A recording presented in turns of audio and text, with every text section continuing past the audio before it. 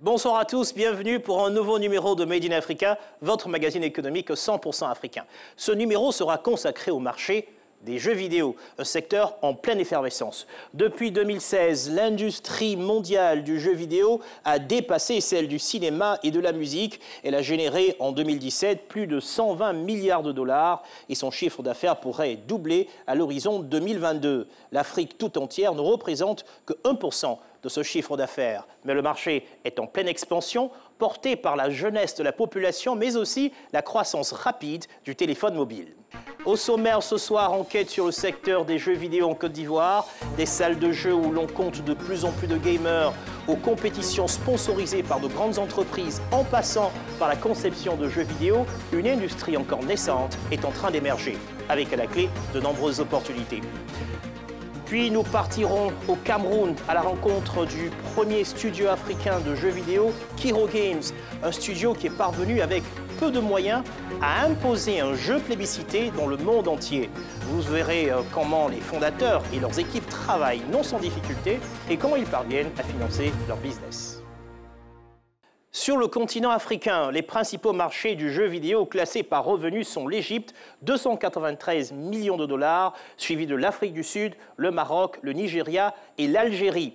Si la Côte d'Ivoire ne figure pas dans ce palmarès, le secteur est en croissance. Les salles de jeu se multiplient. Abidjan compte même un festival, le FEJA, qui attire chaque année des gamers d'une dizaine de pays africains. Une industrie dans laquelle misent des entrepreneurs ivoiriens, malgré des défis encore importants. Problèmes de connectivité, d'accessibilité ou encore manque de financement du secteur. Le business des jeux vidéo, un reportage de Yao Sansan, Gisèle Mendonça et Oscar Noël Sangan. Vous en avez sûrement déjà vu, des petites salles de jeux vidéo comme celle-ci, dans le quartier de Yopougon. Petits et grands, tout le monde s'adonne ici à ce divertissement. À partir de 150 francs CFA, on peut jouer à un match de football, le jeu le plus prisé. Ce gérant gagne en moyenne 15 000 francs CFA par jour. C'est dans ce type de salle que la plupart de ses clients découvrent les jeux vidéo. Généralement, ceux qui viennent, ils découvrent de nouveaux jeux, ils découvrent même la PS4, voilà. Donc, c'est grâce à eux que ce business fonctionne. Cette salle, comme tant d'autres à Abidjan, a permis de démocratiser le jeu vidéo, au point de créer une communauté de gamers. Ça riait, tu vois, là-dedans. C'est l'ambiance, quoi. On se retrouve en famille pour jouer. Mais depuis quelques années, le jeu vidéo atteint des proportions qui dépassent le stade du simple divertissement. Il est devenu un véritable sport, appelé e-sport. Les premières compétitions démarrent en 1997 aux États-Unis. Aujourd'hui, elles sont diffusées partout dans le monde, à la télévision ou en ligne. Certaines atteignent même des audiences de plusieurs millions de personnes. Dans ces compétitions de e-sport, les joueurs professionnels peuvent parfois gagner des milliards de francs CFA. Le tout au sein d'équipes sponsorisées par de grandes marques de boissons ou de voitures. Depuis 2016, l'industrie mondiale du jeu vidéo a dépassé celle du cinéma et de la musique. Elle a généré en 2017 plus de 120 milliards de dollars. Mais l'Afrique ne représente que 1% de ce chiffre d'affaires. Pourtant, grâce à son atout phare, la jeunesse de sa population, le jeu vidéo pourrait générer sur le continent près de 80 milliards de dollars. Ce potentiel, certains entrepreneurs ivoiriens l'ont flairé. Des salles à la conception des jeux, une petite industrie se crée en Côte d'Ivoire. Tous à vos manettes pour un tour dans l'univers du jeu vidéo.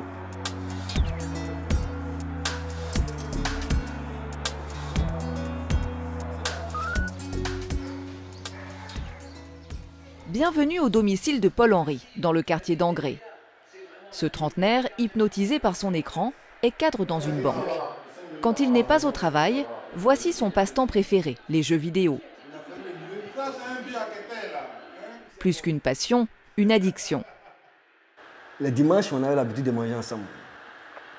Le dimanche, quand on cherche Paul-Henri, il n'est pas là. Il est parti. Pour jouer. Il est parti pour jouer. Le répétiteur même pour attraper Paul-Henri, c'était tout un problème. On essayait de le battre, de le menacer.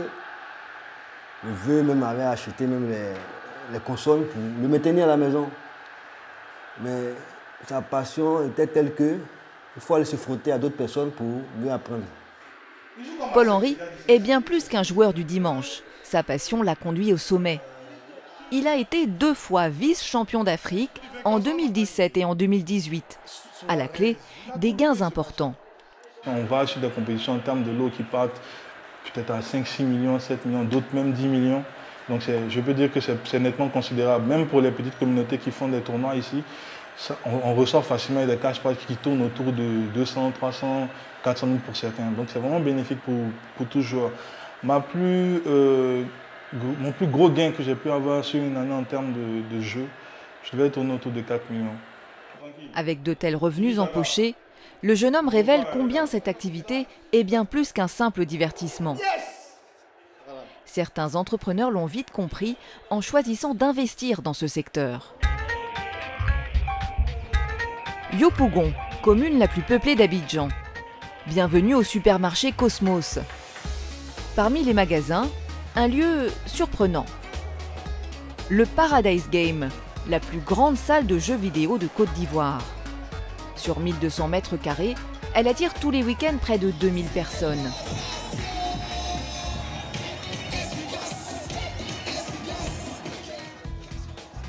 Sidik Bakayoko, ingénieur en électronique et informatique, a lancé cette salle il y a 2 ans. Un pari, selon lui, risqué. Pour un investissement comme ça, il faut déjà le loyer qui est non négligeable. Il faut pouvoir acheter les équipements. Il faut pouvoir amener des choses que les gens n'ont jamais vues. Il faut avoir du staff. Donc franchement, ça veut dire que c'est quand même assez lourd, mais c'est un pari. Dans ce vaste complexe, une salle est entièrement dédiée aux jeux vidéo. On y trouve pas moins d'une 50aine de consoles. À partir de 500 francs CFA, les clients peuvent jouer jusqu'à 200 jeux différents.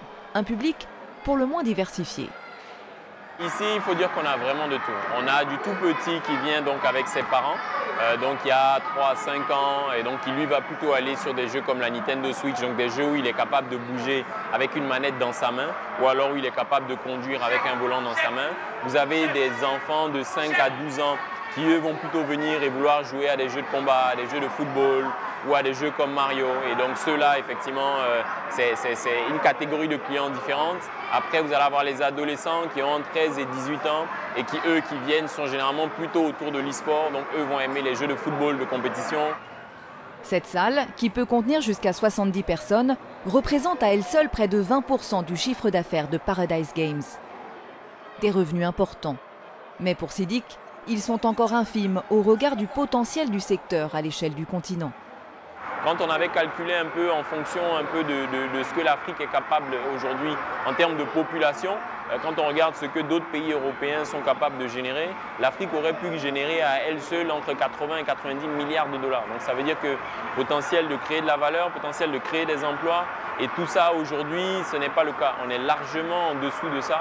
Et donc nous, notre rôle, c'est vraiment de venir et d'apporter un peu ce professionnalisme-là. Pour professionnaliser le secteur, Sidik Bakayoko est allé plus loin. À l'autre bout de la salle, une partie un peu particulière se prépare autour de ce siège qui ressemble à celui d'un pilote. Réglage du son, vérification de la connexion Internet. Cet espace est réservé aux pros du jeu vidéo pour des parties en ligne. Là, on est dans un espace dédié à ce qu'on appelle du streaming. Donc, en fait, aujourd'hui, c'est une des nouvelles tendances dans le jeu vidéo où vous avez des gens qui sont en train de jouer dans un espace et leur jeu passe par un certain nombre d'équipements techniques et sont diffusés via la connexion Internet sur Internet. Et donc, des personnes qui sont au Japon, en Chine ou un peu partout peuvent se connecter et les regarder en train de jouer. Si ce jeune est autorisé à jouer ici, c'est parce qu'il est le champion du dernier FEJA, une compétition nationale de jeux vidéo organisée également par Sidik. Son pari, créer les conditions pour que les jeunes talents puissent affronter de grands joueurs à l'étranger afin de se faire connaître et empocher des gains importants. Donc c'est un enjeu de visibilité, Et en termes de revenus demain, ça peut aussi être un autre moyen de générer de l'argent parce qu'aujourd'hui, sur un certain nombre de plateformes dédiées aux jeux vidéo, quand vous atteignez 100 000, 200 000, 300 000 vues, mais vous pouvez commencer à générer des revenus parce que vous avez une audience qui vient et parce qu'il y a de la publicité qui passe sur les écrans. S'il y a des gens qui, aux États-Unis, peuvent gagner 2 milliards parce qu'ils jouent aux jeux vidéo, pourquoi est-ce qu'un Ivoirien ne pourrait pas le faire? Pourquoi est-ce qu'un Sénégalais, pourquoi est-ce qu'un Camerounais ne pourrait pas le faire? L'entrepreneur rêve grand dans un univers du jeu vidéo encore embryonnaire en Côte d'Ivoire, autant pour les joueurs que pour les fabricants de jeux. Quartier de Cocody.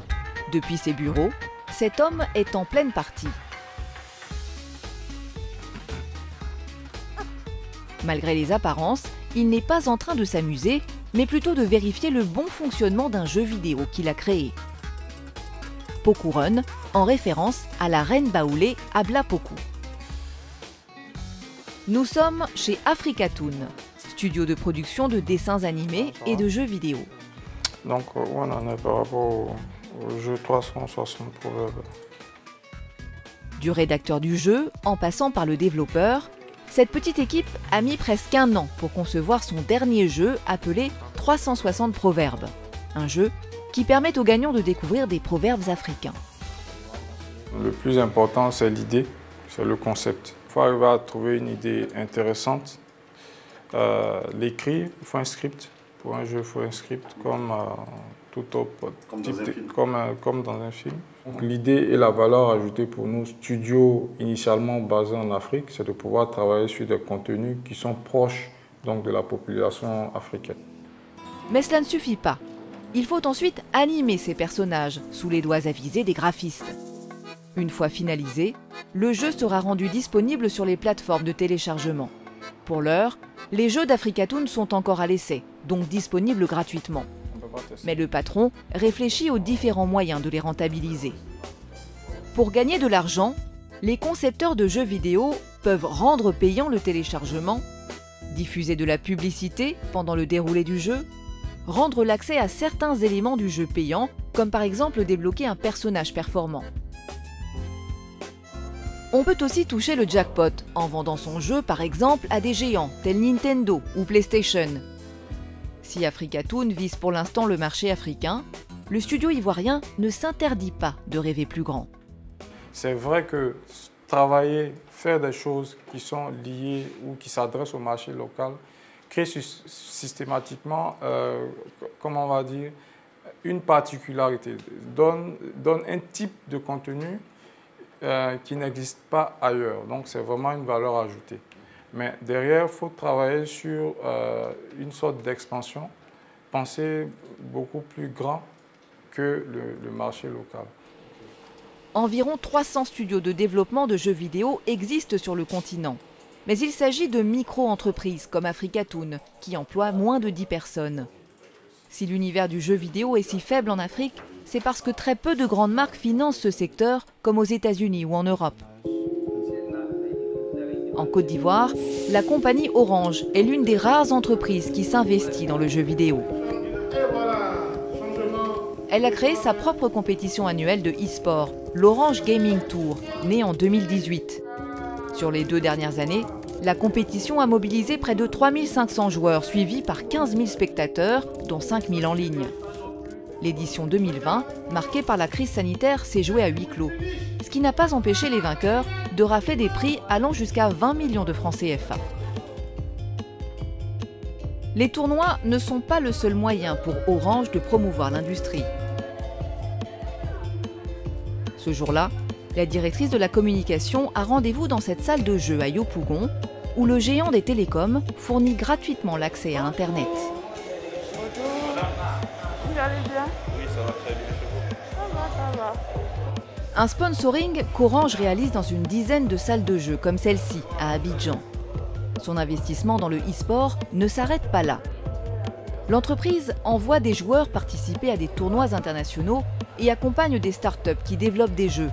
Un soutien loin d'être désintéressé. Orange sait que les retombées seront positives sur son business.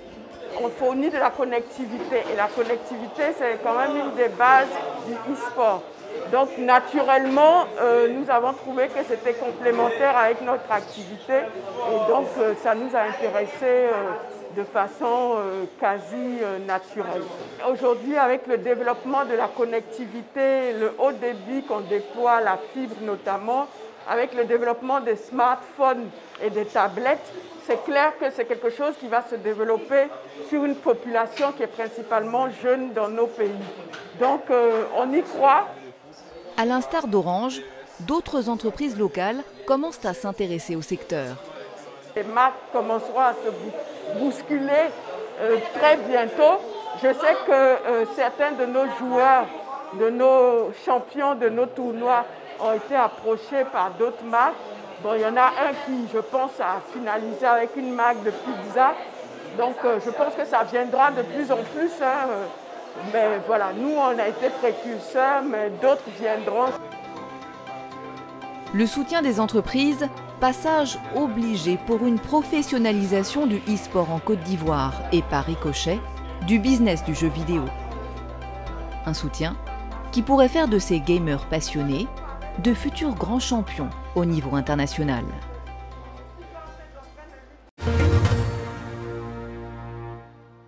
Retour sur le plateau de Made in Africa et pour débattre ce soir, j'ai le plaisir d'accueillir Sidiki Bakayoko, directeur général de Paradise Game, fondateur du FEJA, c'est le Festival de l'électronique et du jeu vidéo d'Abidjan, Adeline Thiewoulou, manager senior sponsoring et événementiel chez Orange Côte d'Ivoire, et Jean-Philippe Nguessan, président de l'association Gamers Côte d'Ivoire.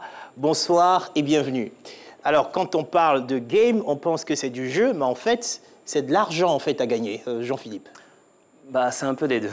C'est un peu des deux parce que c'est une passion avant tout qui nous envoie vers ce jeu, vers le jeu en particulier, et on en profite pour gagner de l'argent. Voilà. Aujourd'hui, quand on parle d'argent, on parle quand même, on l'a dit en début d'émission, à l'intro de l'émission, l'industrie mondiale du jeu vidéo aujourd'hui a surpassé tant la musique que le cinéma. Comment justifier cet engouement ?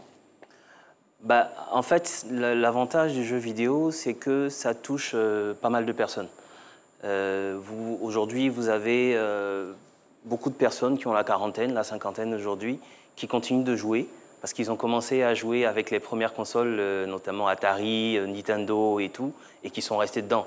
Donc, c'est autant de personnes qui ont aujourd'hui les moyens qu'ils n'avaient pas quand ils étaient plus jeunes, ou quand les plus jeunes n'ont pas. Donc, je pense que c'est surtout ça qui fait qu'il y a autant d'argent aujourd'hui dans le jeu vidéo. Parce qu'il y a de plus en plus de personnes qui ont les moyens d'acheter des jeux et qui se permettent de le faire quand ils veulent. Question pour vous, Adeline Thiewoulou. Comment est-ce que vous expliquez-vous cet engouement pour le gaming? Aujourd'hui, de mon point de vue, en fait, c'est potentiellement d'abord le nombre de personnes qui pratiquent en fait ce jeu. Et ensuite, le fait que ce soit le e-sport principalement, qui soit un jeu qui se soit très vite professionnalisé, surtout dans les pays plus développés. Donc, avec des ligues en fait, qui se sont construites très tôt, par exemple sur les jeux de football, donc, où il y a des ligues qui se sont installées parallèlement en fait, à toutes les ligues. Il y a un véritable dynamisme même au niveau mondial. Un véritable dynamisme et qui fait qu'il y a beaucoup de sponsors autour, en tout cas à l'échelle mondiale, et qu'il y a de vrais métiers en fait, de managers, d'équipes, de gérants, de joueurs. On a un peu en parallèle ce qui se passait il y a quelques années sur le football. Oui, c'est tout un environnement. Sidiki Bakayoko, eh bien, vous avez créé des salles de jeu. On parle de Paradise Game. Comment vous est venue cette idée? Alors, il y a plusieurs aspects. Le premier élément, c'est que pour nous, le jeu vidéo représente aujourd'hui une industrie. Donc, quand on parle d'une industrie, on parle d'un marché, on parle de personnes qui ont envie de jouer aux jeux vidéo. Donc, avant tout, c'est du business. Du business. À l'étranger, les gens jouent chez eux, ils ont les moyens pour acheter une console. Chez nous, tout le monde n'a pas les moyens d'acheter une console. Donc, on s'est dit, si on ne peut pas envoyer le jeu vidéo aux gens, autant envoyer les gens aux jeux vidéo, donc créons des salles de jeu. Le déclic? C'est quoi l'histoire du déclic? Écoutez, pour nous, le jeu vidéo, c'était un rêve, et puis c'est un rêve qui s'est transformé en projet, et puis aujourd'hui, c'est une réalité. On a toujours senti qu'il y avait quelque chose qui allait se faire autour du jeu vidéo. Depuis quelques années, l'e-sport est en train d'exploser un peu partout dans le monde, et on s'est dit, si on veut créer ça ici en Afrique, il faut pouvoir avoir des standards internationaux, il faut des événements qui attirent des gens de tout le monde, enfin de tout le pays, de tout le monde entier. Il faut des salles de jeu qui font rêver les gens, et il faut l'accompagnement pour que ces joueurs-là puissent demain être des supporters. Alors, ouvrir une salle de jeu, oui, apparemment c'est intéressant, mais ça ne doit pas être aussi évident financièrement. Est-ce que ça vous a coûté cher? Très cher, très cher. Mais écoutez, aujourd'hui pour nous, ça c'est... C'est des centaines de millions. Oui. Mais aujourd'hui, ça c'est derrière nous. L'idée c'était vraiment, mettons le pied dans le plat, commençons quelque chose. Derrière ça, ça va créer un effet boule de neige, d'autres personnes vont le faire. Nous, on va réussir à atteindre un certain niveau, mais au-delà, il faut que tout le monde se dise qu'il y a un potentiel dans le jeu vidéo et que tout le monde s'inscrive dans cette... Est-ce qu'aujourd'hui on sent cet effet boule de neige? Alors, on est content de voir qu'effectivement les choses évoluent. Non pas juste à cause de nous, mais de façon générale. Quand on a commencé en 2017, le jeu vidéo était vu comme « OK, c'est le truc des enfants ». C'était vraiment les professionnels ou ceux qui étaient à fond dedans qui y croyaient. Aujourd'hui, quand vous parlez de jeux vidéo, que ce soit à une marque, que ce soit à un adulte qui ne connaissait pas, aujourd'hui, le regard a un peu changé et on espère que ça va continuer dans ce sens. Oui. Alors, ça coûte combien déjà chez vous? Alors, les jeux commencent à partir de 500. Okay. On est dans une commune avec beaucoup de personnes. On est à Yopougon, qui est la plus grande commune de Côte d'Ivoire en termes de population. Et donc, pour nous, c'était important d'être accessible. Donc, 500 francs, pour nous, c'était un prix relativement abordable, mais on a voulu se positionner un peu au-dessus des petites salles de jeu qui sont nos partenaires. On a un réseau de salles, à peu près une centaine de salles. Et l'idée, c'était de pouvoir exister tout en leur laissant de la place. Alors, comment vous arrivez moi, j'aurais dit ce sont mes concurrents. Vous dites ce sont mes partenaires. Ah, ce sont mes partenaires. Alors, comment ça se passe, le partenariat? Parce que c'est important. Nous, notre vision, c'est vraiment de montrer à tout le monde qu'il y a un potentiel et qu'on peut y arriver. Mais on ne peut pas le faire seul. Et donc, pour nous, d'avoir un réseau de salles de jeu qui sont dans les quartiers, qui sont au quotidien à côté des joueurs, c'est important. Parce que les initiatives qu'on va pouvoir lancer, nous, seront, j'ai envie de dire, accompagnées par ces petites salles de jeu de quartier-là qui ont besoin d'accompagnement, qui ont besoin de financement, qui ont besoin de structuration. Et donc, si nous, on arrive à parler à certaines grandes entreprises, Bandai, Ubisoft, etc., c'est pour que demain, ces salles de jeu-là puissent en profiter et que le client final puisse en profiter. Alors, je demande aux gamers, Jean-Philippe, est-ce que vous, par exemple, vous allez jouer dans ce genre de salle? En tant que... Moi, personnellement, j'ai ma console à la maison, donc je joue. Mais dans notre communauté, oui. Il y a beaucoup de joueurs qui vont dans ces différentes salles, que ce soit au Paradise ou dans d'autres salles qu'on trouve un peu partout dans toutes les communes d'Abidjan ou même à l'intérieur du pays. Parlons de e-sport. D'abord, c'est quoi la définition de e-sport? Alors, e-sport, c'est Electronic Sports, donc le sport électronique. Et c'est vraiment du sport, on transpire? C'est vraiment du sport, on transpire, parce que le stress fait transpirer de toute façon. Mais au-delà de ce qu'on peut voir, c'est vrai qu'on se voit derrière un écran avec une manette. On se dit qu'on ne transpire pas vraiment. Mais il y a vraiment des entraînements qui sont faits pour les joueurs professionnels, qui ont des coachs sportifs pour s'entraîner, parce qu'il y a une pression qui est présente lors des compétitions. Et il faut pouvoir la soutenir. Et oui, effectivement, il y en a qui perdent du poids pendant une compétition comme ça. Donc effectivement, c'est une vraie pratique qui aujourd'hui même est en passe sur des négociations, mais de rejoindre les Jeux Olympiques. Voilà, donc je pense donc on aura peut-être bientôt notre Drogba du e-sport? C'est possible. Est-ce qu'aujourd'hui on a de grands joueurs justement en Côte d'Ivoire, des personnes qui peuvent tenir la compétition internationale? Oui, tout à fait. Tout à fait. On en a notamment sur le jeu PES. On a pas mal de grands champions sur le jeu de foot. De PES donc, et aussi sur le jeu de combat qui s'appelle Tekken. Est-ce qu'aujourd'hui c'est possible de vivre de son art? Oui. Aujourd'hui c'est possible. C'est-à-dire que malheureusement là avec la crise du coronavirus, ça a un peu ralenti. On était sur une bonne dynamique avec Orange notamment et d'autres organisations de tournois qui se faisaient, des cash prizes qui commençaient à gonfler. C'est les montants des lots qui sont offerts donc, en termes financiers. Ouais. Donc aux joueurs, une fois qu'ils ont gagné les compétitions. Ok, alors justement, c'est une belle transition. Expliquez-nous comment est organisé votre sponsoring. Comment est-ce que vous appuyez? Vous appuyez avec des lots? Qu'est-ce que vous faites exactement? Alors aujourd'hui, Orange accompagne le e-sport sur plusieurs axes. Donc déjà, le premier axe qui est tout naturel, en fait, c'est la connectivité. Ça permet de démocratiser, de permettre aux jeunes, en fait, d'aller jouer dans ces salles. Ensuite, on donne aussi de la connectivité aux joueurs, donc aux champions. Ça leur permet vraiment de s'entraîner et de pouvoir compétir en situation de streaming et arriver au standard international pour être bien classé en fait sur des compétitions en ligne. Alors moi j'ai envie de savoir, quand on a gagné, on est champion, on a quoi comme lot à peu près? Au-delà de la connexion de 1 an de connexion Internet haut débit, donc de la fibre qu'on met à disposition de ces gagnants. En plus de cette connexion, ils partent avec des cash prizes qui peuvent aller jusqu'à 3 millions pour les premiers prix. Est-ce qu'il y a des pays aujourd'hui qui brillent au niveau du e-sport? C'est vrai que l'Afrique du Sud est quand même un peu en avance, notamment parce qu'ils ont beaucoup de sponsoring, ils ont beaucoup d'organismes qui font des événements d'ampleur. Mais aujourd'hui, la Côte d'Ivoire est quand même assez bien placée en Afrique de l'Ouest. Je pense qu'en matière d'organisation de tournois, partout, que ce soit sur Internet ou quand vous posez des questions, on sort généralement assez devant à cause de plusieurs facteurs. Un, on a une communauté très dynamique, donc des joueurs qui sont passionnés, qui font des choses eux-mêmes. Deux, il y a eu un certain nombre d'événements qui ont été organisés, que ce soit des événements locaux ou même des événements internationaux comme le FEJA, qui attire 15 pays. Donc aujourd'hui, il y a vraiment quelque chose qui est en train de se passer. FEJA. Voilà, le FEJA. FEJA. Alors, le FEJA, c'est un festival, c'est une compétition. Comment vous vous positionnez exactement? L'idée pour nous, c'était vraiment, on voulait, d'une certaine manière, un peu casser un peu les codes. On voulait transformer un peu l'industrie du jeu. Donc on s'est dit, en créant un événement qui va fédérer l'ensemble des acteurs autour du marché, que ce soit les joueurs, que ce soit les développeurs de jeux, que ce soit les acteurs du service autour du jeu, on voulait un rendez-vous. Donc aujourd'hui, le FEJA de cette année, on avait environ 4 journées. Donc des journées dédiées aux conférences et aux ateliers pour comprendre comment travailler dans le jeu. Des journées dédiées à l'e-sport, donc comment est-ce qu'on joue aux jeux vidéo. Donc pour nous, c'est vraiment c'est vraiment une lucarne qui permet de montrer au monde entier que les joueurs ivoiriens sont... Et il y a le côté compétition. Tout à fait.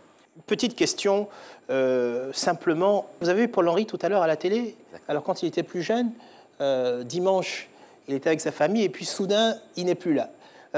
Parce qu'il est absorbé, vous l'avez vu, on dit hypnotisé par son écran. Alors, question pour vous, Jean-Philippe, le côté social, l'impact, notamment sur des jeunes qui auraient pu être accros et abandonner des activités comme les études et tout ça, pour se concentrer et se consacrer aux jeux vidéo. Comment est-ce que vous percevez ça, votre perspective?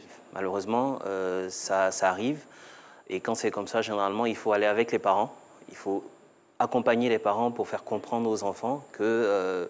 on peut très bien s'organiser à la pratique du jeu vidéo, mais aussi sans pour autant délaisser ses études. L'exemple de Paul-Henri est un bon exemple. Vous avez vu que depuis petit, il jouait, il a toujours eu cette passion de jeu, mais aujourd'hui, il est un cadre de banque.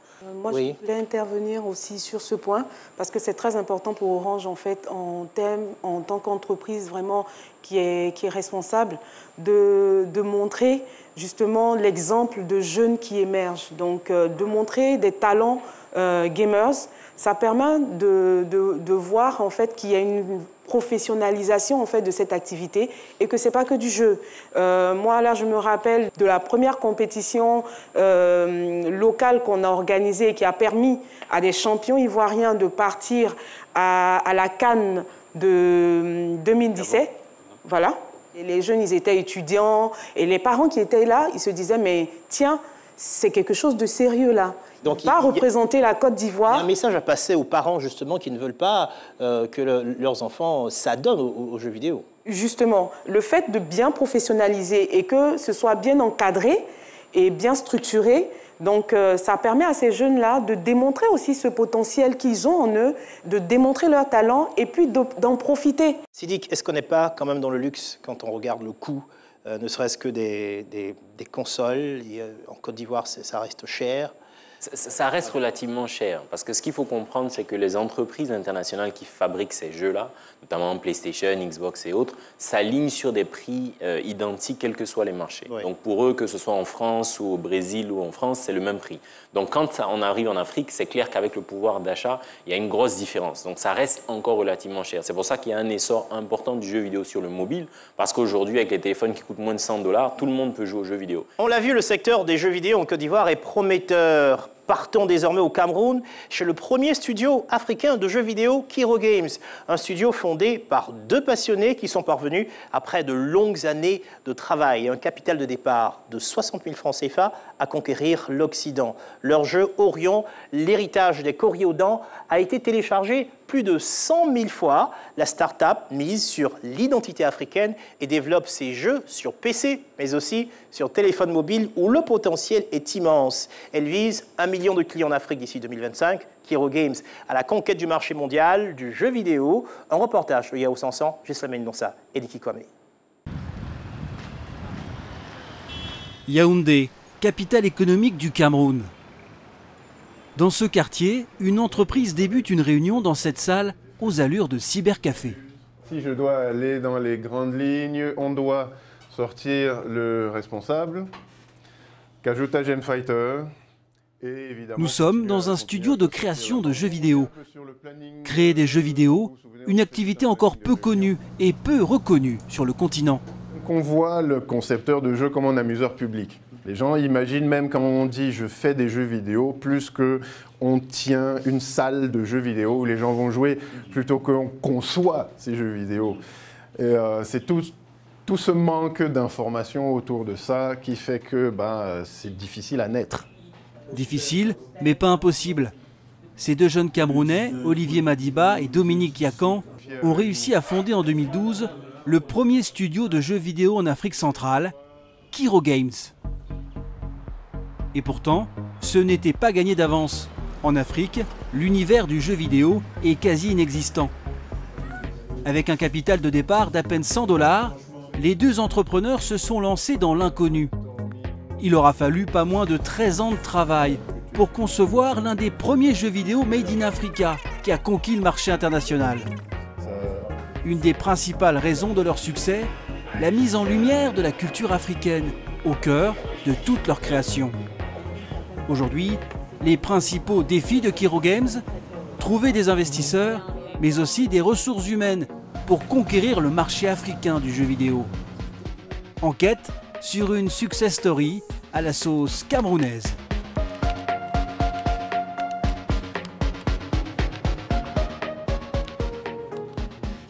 Chez Kiro Games, une vingtaine de personnes travaillent au quotidien. Le premier jeu vidéo né de ce studio, c'est Orion, l'héritage des Koryodan. Un jeu d'aventure et de combat où le gamer est amené à vivre les péripéties d'un roi et d'une reine, à la conquête de leur trône. C'est l'histoire d'un roi et d'une reine, d'une cité recluse, qui se retrouvent à un jour devoir subir un coup d'État de la part de leur beau-frère. Ils se retrouvent exilés de leur cité. Ils vont devoir découvrir le monde et trouver des alliés. Une sorte de Games of Thrones où il faut apprendre à devenir un leader. Écriture du scénario, conception graphique, développement, il a fallu 7 étapes pour concevoir Orion. La particularité de ce jeu, son africanité. Il a été inspiré par 14 cultures africaines. Masque de l'ouest du Cameroun, tenue traditionnelle ghanéenne ou encore armes des Maasai, tout l'univers d'Orion respire l'Afrique. Même les consommables du jeu sont typiquement africains, décoction de saume, feuilles de baobab, la koroba. Voilà, tout ça c'est des objets qu'on peut utiliser dans le jeu, donc soit pour se soigner, soit pour être ressuscité, soit pour avoir un bonus spécifique. Paradoxalement, ce jeu africain lancé en 2016 ne connaît pas le succès en Afrique, mais en Occident, auprès de la diaspora, mais pas seulement. En France, en Allemagne et aux États-Unis, les amateurs de jeux vidéo le plébiscitent. Orion n'est pas accessible, n'est pas facilement accessible en Afrique. Il faut un PC, il faut une connexion pour pouvoir l'activer, même si on peut jouer sans connexion après, et il faut pouvoir payer en ligne. Voilà, donc ça bloque déjà une bonne partie du marché. En Occident, avant même sa sortie, le jeu est précommandé par plus de 1300 personnes sur la plateforme américaine Kickstarter, avec à la clé plus de 27 millions de francs CFA. 5 ans après sa sortie, il a été téléchargé plus de 100 000 fois sur Steam, la plateforme américaine de distribution de jeux, et a rapporté à Kiro Games plus de 90 millions de francs CFA. Mais ce n'est pas tout. Aujourd'hui, c'est Hollywood qui s'y intéresse. La plus grande industrie cinématographique au monde aimerait adapter l'histoire de ce jeu sur grand écran. Un succès que ses fondateurs n'auraient jamais imaginé quand l'idée de concevoir ce jeu germe dans leur esprit il y a 13 ans. direction le quartier de Mbong à Yaoundé. Chaque matin, c'est le rituel café pour Dominique et son épouse dans cette maison familiale qui a vu grandir son projet. Passionné de dessin enfant, sa passion migre vers le jeu vidéo quand ses parents lui offrent ses premières consoles de jeu. Des parents qui lui seront d'un grand soutien lorsqu'il décide de se lancer dans l'industrie. Un soutien loin d'être anodin. Et malheureusement, en effet, ici en Afrique, c'est l'une des difficultés que beaucoup de jeunes qui font dans l'imagerie, dans l'entertainment, dans la créativité, en fait, c'est souvent un mur auquel ils doivent se confronter, que les parents ne les ont pas compris, que la société les ont pas compris. Et en plus, le gouvernement ne les comprend pas non plus, vu qu'il n'y a pas de subvention pour ce genre de choses ici pour l'instant. Un mur, parmi tant d'autres. Internet instable et cher. Journée sans électricité. Autant de défis à surmonter. Quand on travaille sur des machines, avec des projets, avec des délais serrés, et qu'on vous coupe la lumière toute la journée, on s'est retrouvé à devoir compenser énormément pendant le développement de Orion. Et du coup, on a des matelas au studio sur lesquels une bonne partie de l'équipe a dormi pour rattraper le retard qu'on avait pu prendre avec des coupures. Sur le chemin du travail, il reste persuadé, malgré toutes ces épreuves, que tout est possible en Afrique. Quand on veut faire bien et qu'on se donne les moyens de faire bien, donc qu'on se documente, qu'on cherche ce qui fait la qualité et qu'on le reproduit, pour nous-mêmes, dans nos processus, il y a moyen de faire quelque chose qui vaut la qualité internationale. C'est ce qu'on a pu prouver avec Orion. Pour réussir, Dominique et son ami d'enfance ont dû faire preuve d'ingéniosité pour s'adapter à un autre défi, le manque de main-d'œuvre qualifiée. Ce jour-là, lorsque Dominique rejoint le bureau, toute son équipe est au travail. Une équipe qu'il a lui-même contribué à former. Comme ce jeune illustrateur, arrivé chez Kiro Games il y a 3 ans, avec pour seul bagage un diplôme de physique et une passion pour le dessin. Quand je suis arrivé, je n'avais pas vraiment le profil pour le poste auquel je devais travailler. J'avais juste des compétences de dessinateur. Je devais encore apprendre à travailler avec une tablette comme vous le voyez parce que je faisais encore du dessin à main levée. Damien a suivi une formation pratique pour apprendre à maîtriser les différents outils du studio. Au bout de 3 mois, l'autodidacte est devenu illustrateur 2D de jeux vidéo, un travail qui demande une grande dextérité. Il y a du découpage membre à membre du personnage où on va le désarticuler complètement. On va ensuite commencer à rassembler chaque morceau du corps pour que ce soit possible d'effectuer des mouvements. En plus de la formation pratique, comme la plupart de ses collègues, il bénéficie d'un coaching 2 fois par mois. Cela se passe dans une petite salle. On fait des séances de coaching dans le but d'améliorer les performances individuelles de chaque employé de l'entreprise. Mais comme c'est confidentiel, je vais être obligé de fermer la porte en fait. Nous n'en saurons pas plus. Ici, tous les salariés ou presque ont reçu une formation pratique et un coaching personnalisé. Pour concevoir ces jeux vidéo, le patron n'a pas d'autre choix que d'investir dans la formation de ses équipes. C'est une réalité locale. C'est lié au fait qu'il n'y a pas de formation spécifiquement dans le domaine du jeu vidéo, mais aussi lié au fait qu'on peut avoir vite tendance à se laisser aller psychologiquement quand on est dans un contexte comme au Cameroun. Parmi tous ces défis, il y a la création d'un studio de jeux vidéo en Afrique. Le plus dur pour les fondateurs a été de trouver des financements. Un défi toujours d'actualité. C'est autour d'un déjeuner que les membres de la direction se retrouvent afin de plancher sur les nouvelles stratégies d'investissement. Pour l'occasion, ils ont convié une amie. Car si Kiro Games existe, c'est en partie grâce au soutien des proches qui ont misé sur le projet dès le départ, malgré des débuts difficiles. Quand on a commencé à faire un vrai projet de studio en 2012, on était en faillite sur notre première start-up. Et je me souviens qu'on a vécu toute l'année 2013 dedans. Donc, je ne vais pas dire vraiment fonds propres. On a vécu de dons, de personnes qui disaient, tiens, j'ai vu votre projet, j'envoie 100 €, 200 €. Et on était avec lui et d'autres personnes qui ne sont plus là, hélas. Mais on avait souvent une politique, c'était que, gars, il n'y a plus rien. Il nous reste 10 000.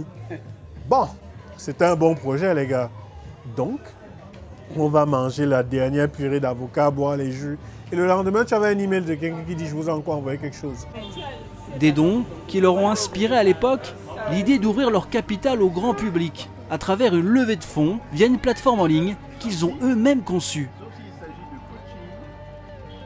Prix de l'action Kiro Games, 365 francs CFA, avec l'obligation d'acheter un pack minimum d'actions de 275 000 francs CFA. Une méthode astucieuse qui s'est avérée payante. Ils sont parvenus à mobiliser plus de 500 millions de francs CFA grâce à 782 souscripteurs, devenus leurs actionnaires. Mais convaincre ces actionnaires de donner de l'argent via une plateforme en ligne basée en Afrique n'a pas été simple. Ils ont dû faire face à de nombreux préjugés. Surtout au début, on devait d'abord convaincre qu'on n'était pas une escroquerie Internet. Si tu dis je vais faire mieux que ce qui se fait aux États-Unis, comme nous ce qu'on veut faire sur certains plans, hein, pas tous, il y a un côté tu mens, on n'a jamais vu ça. En plus, vous, en Afrique, avec coupure de courant, donc c'était compliqué. Des stéréotypes qu'ils ont réussi à casser grâce à la qualité de leur travail, mais aussi à la promesse faite aux investisseurs que l'action Kiro Games pourrait leur apporter beaucoup plus que leur mise de départ. Car Olivier, le fondateur, voit grand, très grand. Il y a beaucoup de gros groupes comme Walt Disney et autres qui se disent qu'ils veulent venir faire le jeu vidéo en Afrique, mais ils ne veulent pas se taper les premiers jours. Donc si nous on arrive à un certain niveau, ils rachèteront à 5-10 fois le prix actuel. En attendant que cette prophétie se réalise, il faut créer de nouveaux jeux. Des nouveaux jeux comme le responsable Mboa, la toute dernière création de Kiro Games, dont la sortie est prévue en juillet 2021. Le responsable Mboa est un jeu où le gamer est trempé dans la peau d'un jeune stagiaire qui débute dans l'administration. Comme dans la vraie vie, il devra faire des choix dans ses relations qui feront de lui un responsable, ou pas. Le tout dans un pays imaginaire inspiré des réalités camerounaises. Parce qu'on pensait au départ que ce serait une expérience très typée camerounaise en fait. Mais on se rend compte que les réalités qu'on vit au Cameroun sont en fait des réalités très africaines. Au cours du jeu, le gamer va se retrouver confronté aux avances de la maîtresse de son patron, le fameux deuxième bureau. Il aura le choix, accepter ou refuser, en la ramenant à la mini-ferme, lieu de prostitution dans le jargon camerounais. Des réalités sociales, mais aussi politiques, à peine voilées. Là, on a affaire à Kako. Il est un peu la représentation d'un responsable qui a tendance à être corrompu. Voilà. Et qui l'assume énormément. Là, c'est Elanga. Elanga, Gaston, et il est en dehors des guerres de clans. Lui, il est la représentation de la volonté de son excellentissime Mougabien au sein du ministère général. La chanson du jeu est connue de tous les Camerounais.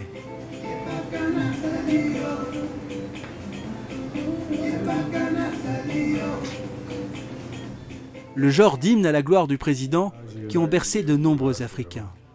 Et pour coller à cette cible, les fondateurs de Kiro Games ont fait le choix de développer ce jeu, non pas sur PC, mais sur smartphone, avec la possibilité de payer à certaines étapes du jeu par mobile money et de jouer sans connexion.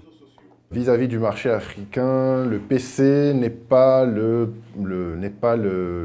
médium le plus accessible.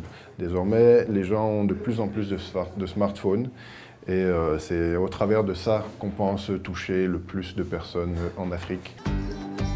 Le téléphone mobile, un potentiel de 660 millions d'utilisateurs en Afrique, sur lequel mise désormais Kiro Games.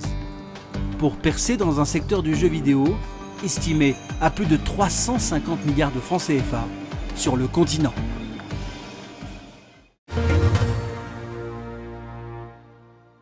Et pour aborder ce deuxième débat, Stéphane Malik Osho, développeur indépendant de jeux vidéo, nous a rejoint. Bonsoir Stéphane. Bonsoir. Et merci d'être là. Alors, première question pour vous, que vous inspire ce reportage ? Bon, je peux dire que ce reportage m'inspire vraiment beaucoup de choses, beaucoup de bonnes choses, je dirais. Parce que quand on voit deux messieurs qui ont commencé tout doucement avec seulement 60 000 francs. Ouais, presque rien. Presque rien. Et aujourd'hui, qui ont pu lever jusqu'à 90 millions de francs. Je dis qu'il y a l'avenir dans les jeux vidéo. Et ça m'encourage beaucoup. Sidik, ce reportage vous inspire quoi, à vous? Kiro Games, c'est vraiment des pionniers de l'univers. Ils ont montré ce que c'était de pouvoir se lancer dans l'univers du jeu vidéo, de créer un studio. Et comme c'était dit dans le reportage, il y a plus de 300 studios comme ça. Il y en a dans quel pays, par exemple? Il y en a plusieurs? Alors, c'est très réparti. Il y en a pas mal dans le Maghreb, parce qu'il faut dire qu'en Tunisie et dans certains de ces pays-là, il y a des écoles de formation, notamment à la 3D. Il y en a en Afrique du Sud, il y en a beaucoup en Afrique du Sud, surtout à Cape Town. Et vous en avez quelques-uns au Cameroun, au Nigeria, il y a un bon vivier aussi. 13 ans quand même pour les fondateurs de Kiro Games pour concevoir le jeu Orion. Est-ce qu'aujourd'hui, avec le fait qu'il soit plus populaire dans les autres parties du monde, on peut parler de succès planétaire? Je dirais pas planétaire, mais un gros succès. Ouais. Parce que c'est une fierté de voir un studio africain avoir à la limite plus de demandes à l'étranger, hors du continent que sur le Mais c'est ça, c'est une question qu'on se pose. Un studio africain avec des personnages africains, avec un véritable ancrage africain, on a envie de savoir qu'est-ce qui fait qu'ils ont autant de succès à l'étranger? Moi, je pense que j'ai un peu analysé ces derniers temps-là. Je pense que ça a été beaucoup plus boosté, on va dire, par Black Panther. Je pense qu'il y a un peu ça par rapport à l'étranger. Ouais. Donc l'histoire de Black Panther avec le Wakanda et tout. Donc au niveau des pays étrangers, des pays européens, américains et tout, ça boostait un peu plus sur la visibilité de ce qu'on pouvait faire en Afrique, de ce que l'Afrique était. Pour moi, le jeu vidéo, c'est un moyen de raconter des histoires. Donc aujourd'hui, les pays internationaux étrangers ont eu droit aux histoires japonaises, aux histoires européennes, aux histoires des autres pays. Et donc aujourd'hui, ils sont en quête de choses différentes. Ouais. Donc les histoires africaines viennent avec quelque chose de différent. C'est des sonorités différentes, c'est des couleurs différentes. Et donc pour eux, ça les intéresse. Est-ce que vous, Stéphane, vous êtes à même de produire des types de jeux comme ce qu'on a vu faire Kiro Games? Je travaille avec déjà des gens qui font de la 3D en Afrique, pas seulement au Côte d'Ivoire. De la 3D au Congo, de la 3D au Cameroun. Et aussi, je travaille à distance? Oui, je travaille à distance. Le monde a bien changé. Comment vous travaillez à peu près le process de travail avant d'intégrer des personnes qui font de la 2D, de la 3D? Comment ça se passe? Bon, déjà, pour commencer, pour faire un jeu vidéo, c'est comme si tu veux raconter une histoire. Donc déjà, il faut écrire un scénario. Quand tu as une idée en tête, il faut écrire un scénario. Tu présentes à toute l'équipe ou celui qui a l'idée, il présente à l'équipe. Et au fur et à mesure, on tamise, c'est-à-dire on enlève les mauvais grains et tout. Et quand on a l'idée finale, on commence à diviser. Est-ce qu'on veut faire un jeu en 3D? Est-ce qu'on veut faire un jeu en 2D? Nous, les codeurs, sommes là maintenant pour assembler là où il faut, ce qu'il faut, pour donner maintenant vie aux jeux vidéo. Quelles sont les principales difficultés auxquelles vous êtes confrontés pour réaliser, concevoir et mettre sur le marché vos jeux? Ok, bon, la première difficulté, c'est la ressource humaine qualifiée. Donc, je suis obligé de chercher, je suis obligé de recruter même des graphistes et des développeurs aussi. Et en plus de cela, lorsque vous finissez de développer votre jeu vidéo, c'est difficile de vendre le jeu. La visibilité, là, c'est un gros problème. Tu es obligé de penser comment créer ton jeu et comment vendre ton jeu vidéo. Alors, sur la formation, on a vu que Kiro Games, il procède à une formation en interne. C'est une idée. Et la plupart des studios aujourd'hui sont autodidactes. Il y a quelques écoles qui existent en Afrique du Sud, en Afrique du Nord, qui aujourd'hui forment principalement à la 3D, à l'animation 3D ou au développement. Mais il n'y a que 1-2 programmes qui sont constitués pour aider à la création même de jeux vidéo. Donc aujourd'hui, beaucoup de gens apprennent sur Internet. Déjà, comment vous arrivez à vous financer déjà? Bon, il faut dire que c'est moi-même mon propre financement que j'ai. Ce que j'ai, je fais avec. Vous voyez. Maintenant aussi, il faut dire, j'ai la chance quand même d'avoir des ressources humaines facilement. Des gens qui pourront travailler pour moi. J'arrive quand même à convaincre les gens gratuitement. Je leur dis, le jeu sera téléchargé à 1 million de téléchargements. Quand ça sera téléchargé, tu auras peut-être 10%. Tu auras... On a compris, hein. C'est un réseau de passionnés. Un réseau de passionnés. Mais aujourd'hui, comment est-ce que Stéphane gagne de l'argent sur ces jeux? Bon, je suis en train de développer un jeu sur lequel je suis depuis 2 ans. Je compte le vendre. Les 2 premiers jeux que j'ai faits, Splash Virus et Tonemo, je les ai faits gratuitement. Et celui-là, je compte intégrer le moyen de paiement le plus commun aux Ivoiriens, aux Africains, le mobile money. Vous êtes le patron des consoles, mais on voit bien qu'avec Hero Games, et Sidik le disait tout à l'heure, qu'on veut migrer de plus en plus vers les smartphones. Est-ce que le smartphone, vous êtes d'accord que c'est l'avenir, ne serait-ce qu'en Afrique? Alors, en Afrique, oui. En Afrique, c'est vrai qu'il faut énormément miser, comme il a dit tout à l'heure, vu l'accès aux consoles qui est un peu plus compliqué en Afrique en termes de coûts. Donc, c'est vrai que c'est sur smartphone qu'on va un peu plus se développer à ce niveau-là en Afrique, sur les jeux. Malheureusement, ça ne va pas permettre de pouvoir sortir du continent parce que les compétitions à l'international se jouent surtout sur PC ou sur console. Alors, pourquoi est-ce qu'on n'a pas encore de success story comme Hero Games en Côte d'Ivoire? Je pense qu'il y a plusieurs facteurs qui expliquent pourquoi est-ce qu'on n'a pas encore de success story. Un, c'est parce que le jeu vidéo ne génère pas encore assez de revenus. Donc, ça fait que ceux qui se sont lancés dans l'univers du jeu vidéo peinent encore à sortir la tête du lot. Je pense que c'est juste une question de temps. D'ici un an à 18 mois, je pense qu'on aura, comme on a M. Chou ici, qui vont réussir à faire des jeux qui vont marquer un peu leur temps et qui vont sortir du lot, je pense. La même question s'adresse à vous. C'est vous qui êtes les consommateurs. Oui. Aujourd'hui, qu'est-ce que vous voulez comme jeu?